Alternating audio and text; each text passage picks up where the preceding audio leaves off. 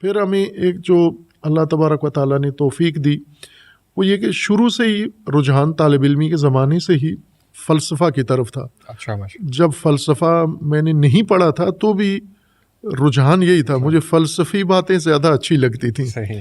پتہ نہیں تھا کہ فلسفہ ہوتا کیا ہے, لیکن مجھے اچھی لگتی تھی. مثلا فلسفہ کی باتیں دوسرے علماء کی نسبت میں زیادہ ان کو محسوس کرتا تھا کہ زیادہ وزنی مدلل باتیں ہوتی ہیں, تو میں انہیں بڑے غور سے پڑھتا تھا. کچھ سمجھ میں آتی, کچھ نہیں آتی تھی. تو پھر باقاعدہ طور پر اللہ نے توفیق دی, فلسفہ پڑھا.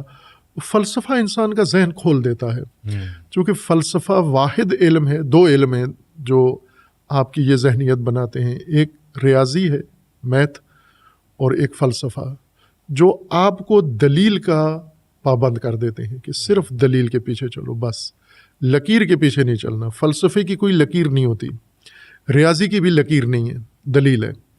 کہ جو دلیل ہے وہ آپ قبول کرو, جو دلیل ہے, دلیل کہتی ہے تو رد کر دو, دلیل کہتی ہے تو مان لو. جس بات پہ دلیل نہیں ہے قانع کنندہ تو آپ اس سے لڑو بھی نہیں, ضروری نہیں کہ اس کے ساتھ الجھو, لیکن اس کو دلیل آنے تک آپ ہولڈ رکھو, اس کے اوپر ذہن نہ بنو, عقیدہ نہ بنو اس کے اوپر. تو یہ بھی ایک مدد ملی پھر اس علم کی وجہ سے کہ بہت ساری چیزیں جو پھر عملی زندگی میں معاشرے میں نظر آتی ہیں کہ ان کے اوپر تو کوئی دلیل ثبوت نہیں ہے, تو ظاہر ہے ان کو پھر انسان سوچنا شروع کرتا ہے, پڑھنا شروع کرتا ہے.